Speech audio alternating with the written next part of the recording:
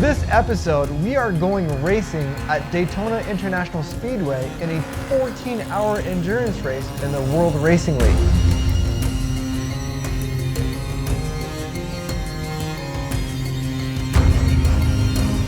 Last time we raced with the World Racing League was at COTA back in December. As much as we had a lot of fun, man, did we ever have so much to learn. The lessons we took away from that race was we needed to practice driver change a lot more. We needed to make our pit stops a lot faster. And we also needed to look at an upgraded solution for fuel so we can put a little bit more fuel in the car and also fill it up a little bit faster. How did we prepare for this race? First off, all of our drivers, including myself, jumped onto simulators, just like what you see in the background, to practice some laps. This is a great way for us to get used to our car, which we have programmed on the sim, and also the track. We spent a lot of hours together practicing racecraft, practicing the race line, sharing breakpoints. And by the end of it, we were all turning the same laps, which is always a great result. The next thing that we did is we are going to schedule some time in to practice the driver changes and practice how to do proper pit stops. Unfortunately, we ran a little bit short on time and we're not going to have an upgraded fuel solution, so we're already starting a little bit on the back foot. But we're pretty optimistic, and our target for this time, we're chasing the podium.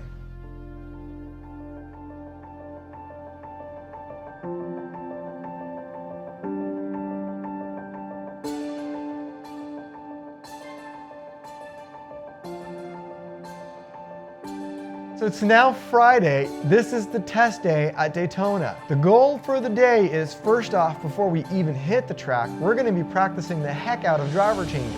We're going to be spending about an hour, if not more, getting the drivers comfortable with getting in and out of the car and making sure that all the procedures like belting in and putting the window net are down to perfection. The next item is the pit stop itself, practicing coming in at pit speed, stopping in the box right on the marks. You don't want to be off the marks because then that's going to add time to fueling. It's going to be important for the car to be not too close to the pit wall. If we got to get in there with the jack, we need room to work. Everything's going to be super critical. Now that we've done our driver change and our pit stop practice, time to get the guys out in the car on track. Let's see if the sim training is going to translate to the real thing.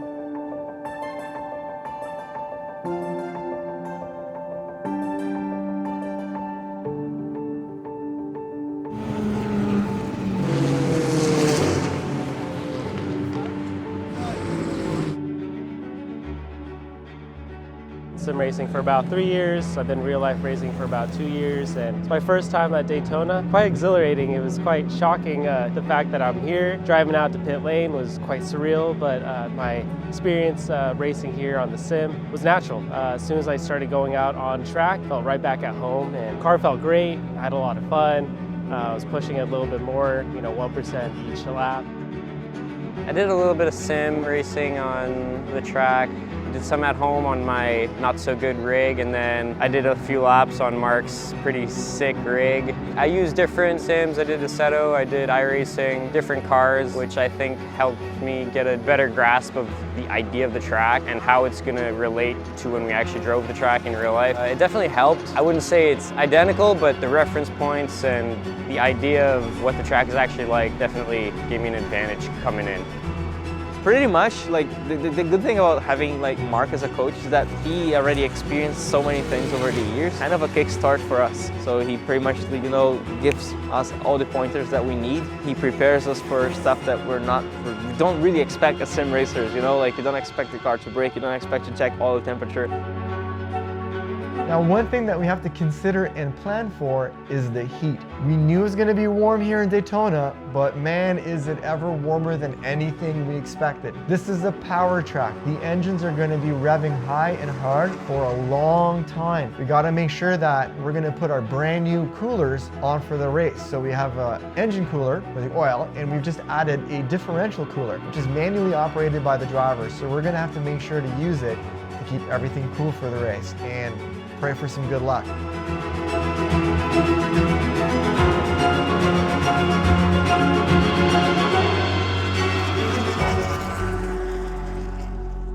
What time is it right now? It's way too early. 5:40.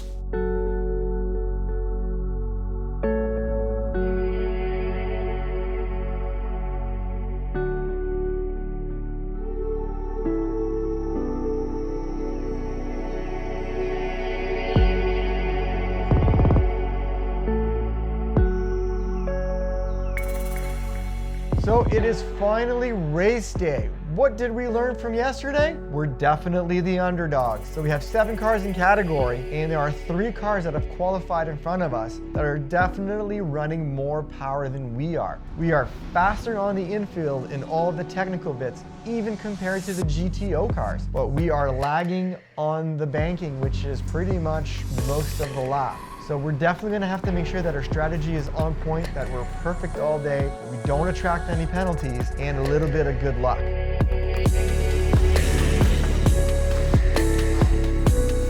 All right guys, so just over 3 hours, with 3.5 hours into the race. Things are going well, so fingers crossed for us. Right now we're sitting in P2. We're exchanging laps with P1. Kind of making a little bit of ground, but about 40 seconds off. So the 2 Miatas I was talking about earlier that really had pace, both had mechanical issues earlier, and they had to go back to the paddock. They're now back on track, but we've got a couple laps in our pockets on them, and we're really looking good for a podium. But such a long race, it is so hot here right now, anything can happen. Right now, we're hitting the mark. We're faster than ever, and it's making a difference. We've had Nico in the car, we've had Jerry in the car, and now Suelio's in the car, and everybody is matching pace. So the sim has worked. These guys are just like the sim, doing the same laps in the car. So again, drivers are on it, pit stops are good, hopefully the weather holds and the car holds till the end.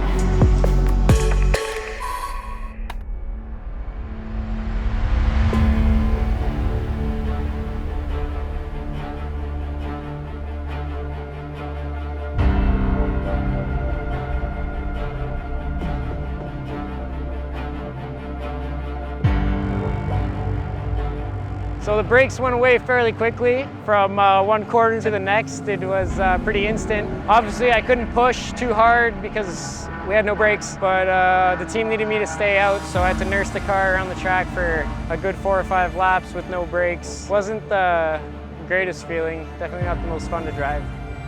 And then while we were fixing the car, there was a red flag due to lightning, so we had to stop working on the car. But thankfully that gave us some time to figure out what we were gonna do.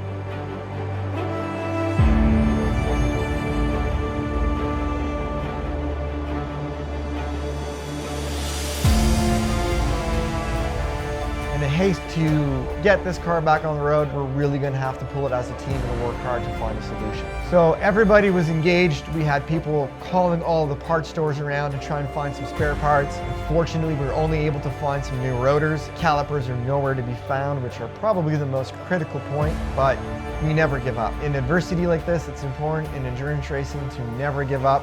We're going to work our butts off, and we're going to try and grab the spare parts that we have and salvage a decent solution so that we can get back in this race before it's too late.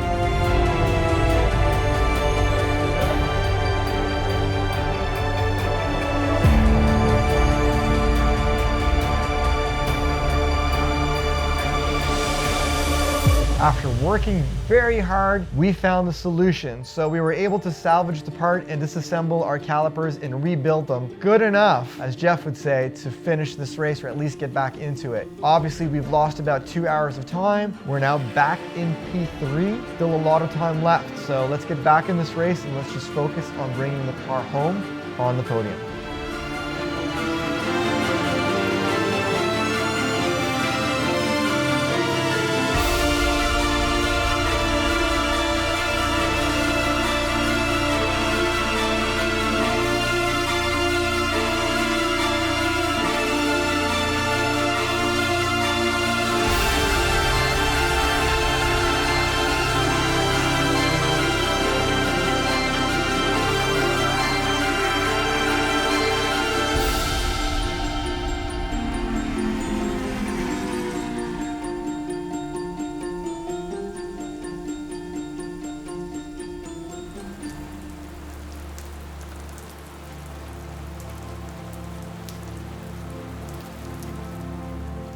We're now P3, 15 laps behind P2. P2 has now broken down and is sitting inside the paddock.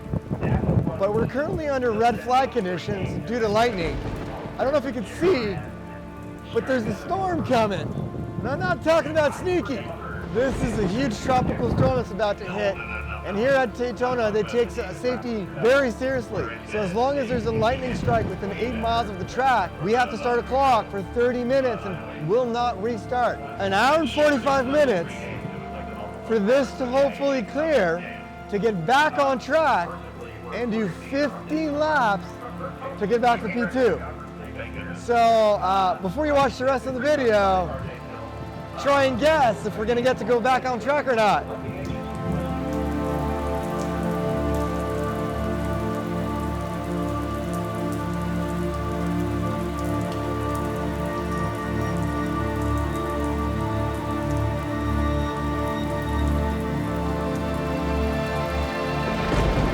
Well, unfortunately, we ran out of time. So the storm did not clear. We ended the race under red flag, 15 laps behind P2. But in the end, we have to be happy. We came here with our goal being a podium. We came here with wanting to have faster driver changes, quicker pit stops that are more competitive. We can definitely check those items off of the box. We know there's still some areas to improve on. We have more lessons that we've learned over this race. But in the end, we are here in victory lane, sitting in 3rd place. We can hold our heads high and start planning for what's next. And in case you're wondering what that is, we do have a Lucky Dog Racing Canada race at Calabogie Motorsport Park coming in a couple of weeks. And then at the end of July, we are back for our 3rd race in the WRL at Road Atlanta. And what is exciting about this race, there are no GTO or GTU classes. It is purely GP cars, which should make the field a lot closer and a lot more cars in our category. So it's going to be a real true test of where we line up against the competition. Thank you guys for watching the entire episode and sticking to the end. We appreciate your support.